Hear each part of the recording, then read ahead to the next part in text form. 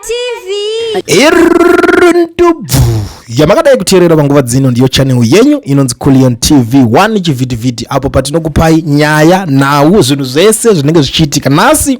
I'm in a good mood ende kana uchiziva kuti iwewe uri panapa uri team inosupporta advocate Nelson Chamisa, show me the signal, ita kuti ahoyi kana kulike this video izvezvi so. Asi kana usiri kunakirwawo nazvo tinosangana mucomment section uchizotaurawo uchionawo mamirire ari nyaya dzacho dzinongosiyana siyana. Unogona kunge une side remaonero unoita nyaya nemaonero unoita vanhu, but nyaya iri panapa yandiri kuuya nayo yandiri kunzwa muma streets, nyaya irimo yandiri kunzwa nemasources angu ndeyekuti advocate Nelson Chamisa vaka apologize kuna Madzibaba Veshanduko anditi but vanhu vakazongoona mufananidzo yanga iri kungobuda vachienda kunosangana kuma offices avo mushure mekunge Madzibaba Veshanduko vasafa vaoneswa moto vari mujeri nenyaya yezvinhu zvematongerwo enyika, nyaya ya 17 October iya nyaya yavakasungirwa, nyaya yekwageza, nyaya iya yekuti vanga vari vese nemamwe mavo veterans 10 vakazotangawo kubuda varegererwa vachinzi because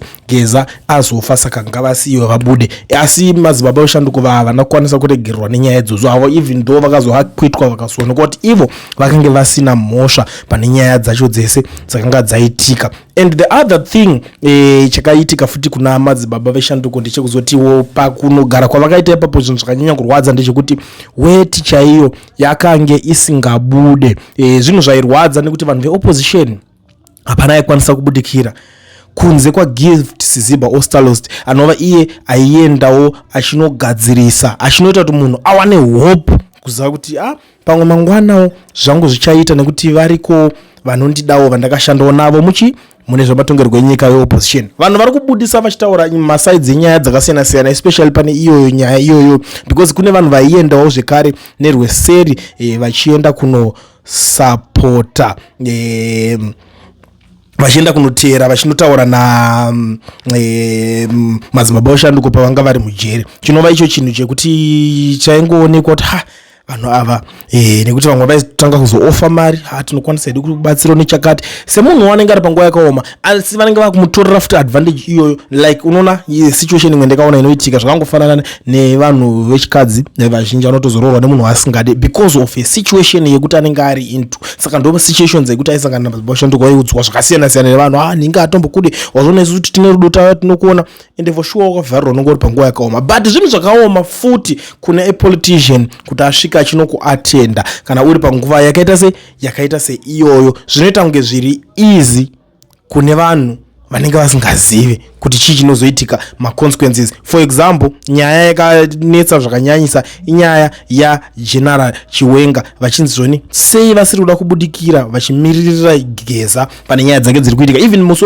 madhezi akazovigwa geza VP Chiwenga ndo vakasara vari acting president mazuva acho, but havana kutaura anything pamusoro pageza because direct conduct inenge chinetsa kuti unge uchizonzi wakuda kubudikira uchitotaura uchionekwa nevanhu vanenge vachiita zvinhu zvinenge zvakaningirira zvinokwanisa kuzokonzeresa futi at the end of the day nekuti hauzozivi kuti saka vanhu vacho vari kubuda vachisimbisa nyaya idzi vari neni here kana kuti vane chii kana kuti vanokwanisa kuti ndizoita se ndizobatanidzirwa. Saka pane nyaya dzese dzakaitika nekuti zvoni Chamisa haana mari dzaaibudisa kuna Madzibaba Veshanduko ende vanhu vaitarisira kuti ndiye aikwanisa kunge achimubatsira nekuti ndiye kapresident weparty yanga iri kusapota Madzibaba Veshanduko since day one, since vari kuMDC vachibva kuMDC vachiuya vachichinja mapati zvakasiyana siyana kusvika vasvike pavanzi vasvika vese vave nhasi. Saka vanhu zvanga zvinokuti skillful nemastrategies anga ari kurohwa, asi vanhu vakazoenda vakanoonesa Chamisa kuti uri kuona kuti uyu ane moyo wake wasvika pakupwanyika, aneta ende unoziva kuti munhu audzwa zvakasiyana siyana nevanhu. Saka waita sei panapa kuti zvinhu izvi zvinge zvichira se zvichipera mushe?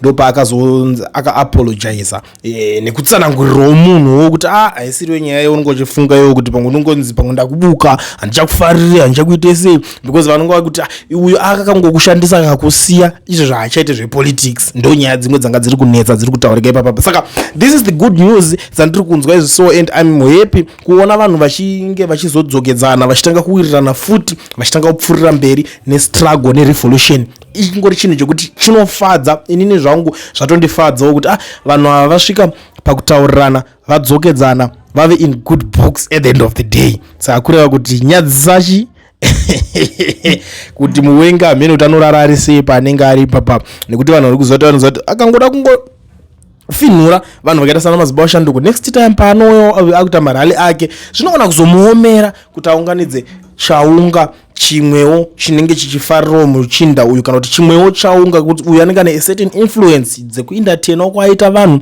kumarallies. I'm not saying kuti vanhu havazofollow, but uyu nekainfluence kacho aingoita kuti zvingonakidzwa zvingoitawo kamwe kadhat kaikai, plus vanhu vainge vakutoti kana uyu aibuda pamberi uyu akadziroverwa nyaya dzekubva kudhara achizosiyiwa ari in this condition, what about inini? Achizosiyiwa asingabhadhari Roma school fees ake, what about inini ndakada kudzipinda?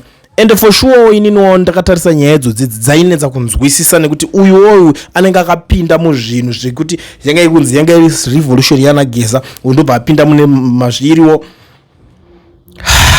Unobva washaya kuti zvinopera sei? Wapinda muzvinhu uyu murevolution yageza obva wanobatwawo ikokoko. Saka uyu anenge kuti saka manje ndichadii kuti wapindiradzirwa wasungirwa nyaya dzimwe revolution isiri yeparty. And of course that guy akatosvika pakudisrespecta even ana mudhara geza yeChamisa wacho. Recently akatobudisa statement akati 2017 takadzidza dzakawanda, saka hatisi kuzonyoreswa paper 2. Handiti angabvunzwa kuti why usingadaire nyaya dzanageza. Saka zvese izvozvi zvimanjezvi zvichizosvika, imagine uri kuti uri mukati mumuudzwa kuti mukuru wako wari kutoti hatinyoreswe paper 2, hatidairire nyaya idzodzo. Zvine kamwe une dzimwe way unotanga kuzvifila, so kana kuti kamwe kakurwadziwa kanotanga kusangana nako. Saka muri yeZimbabwe nyaya idzodzi dziri kunetsa asi ndo dziripo, asi ndinongoti kanobhodedza umwe wakuru wambotaura panapa, because inini pamwe zvinhu zvacho zvinogona kungondi iremera akanda kungonzi unotaurisa wega, but this platform belongs to every Zimbabwean. Saka regedza kuti vatangoteerera chakaipa icho zviri kuitika mukati menyika yeZimbabwe zvisingagoni kududzirwa vanhu neZANU-PF. Zvatiri kuona isusu, pane mashoko akambotaurwapo pasurapo naDonald Trump ipapapo Mnangagwa abva kundiita special state of visit kuAmerica. Saka Donald Trump ane mashoko akaisa, kunyange mukaenda kuYouTube izvozvi kana kuFacebook kana kuInstagram yaDonald Trump mashoko andiri kutaura panapa ariko, ende ndoawo akazodzosa varungu 67 havana kudzoswa nenyaya dzekuti Ramaphosa wakaita state of visit iya success yatagwirei. Saka Trump ane mashoko akataura achiti iwo we reach an agreement with the president of Zimbabwe Mnangagwa for the developing of the Zimbabwean country from the construction, farming, mining, everything in Zimbabwe. And to reach that agreement, give some certain amount, certain things, what the investor and the president of America, Donald Trump, spoken about. And something was putting on the table, but something was putting on the table. And these thugs, this criminality, this gangsterism of ZANU-PF, they don't come with a reality and true story to the citizens. What is on the ground? What are they want people to do? What they want people they are not supposed to do? They don't tell the people the reality. What are they doing is really wrong. Because they have kept 3 functionalizing, now they have kept 4 functionalizing to demolishing the house of the people. But the house of the people, they are not going to stay there for themselves to take the land, to take the to building some houses around some cities, some around different part of the city, Marondra, Harare, Mutare, everywhere, Mashingo, Berukwe, Kadoma, Bulawayo, Chiredzi, Chipinge, and so on. Those people and Gutu and a lot of towns, Zishavani, lot of towns, Cha, wherever we have some small town, people they are occupying the land through in the name of ZANU-PF. Understand this clear. Now we have K4 ZANU-PF people. They are receiving a money from the Americans to developing the country, to developing the economy, to boosting the economy of Zimbabwean country. But here's the problem. The problem, they don't tell true story to the citizens. What are they have to do? What are they don't have to done? Now, all citizens across of Zimbabwe, they have on the panic model. They have on the panic model now. Ina ndidomoki kulen wanaje ndengandotaura ndenganishiona zvangu zvinengachitwa netimu irori. Across Zimbabwe, the citizens, they are on their panic model. They are on their panic model now because of ZANU-PF. What he does, what he did in the country. Earlier 2000, they are mobilizing to chase away the white people. They are mobilizing to take the farms. They are mobilizing to close the banks. They are mobilizing to close the mines. They are mobilizing to close some of the companies.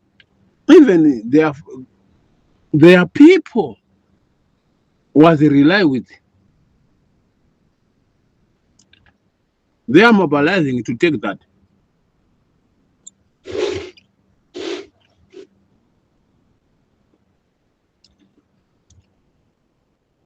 Within 3 months, everyone was sitting on the ground.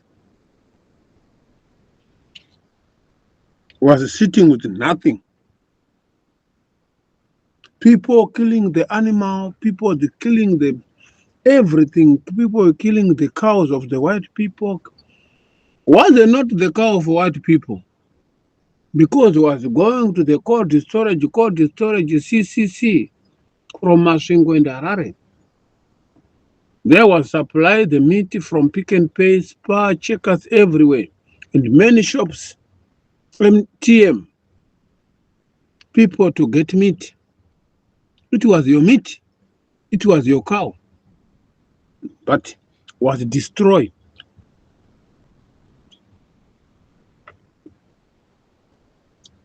If I'm not mistaken, 2008,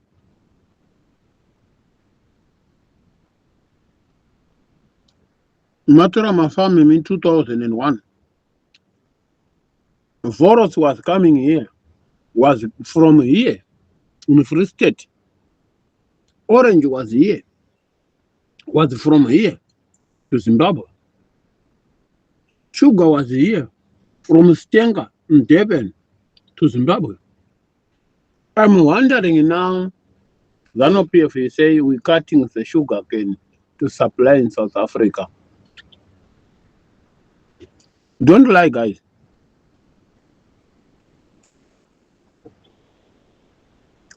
Don't ever lie to the Zimbabwean people. Now, the Zimbabwean people, they are facing many challenges from Zimbabwe and South Africa. They are chased away in South Africa. In Zimbabwe, their houses they are demolishing. Ser necessary ngoma zion. Ser necessary. So she was the baba.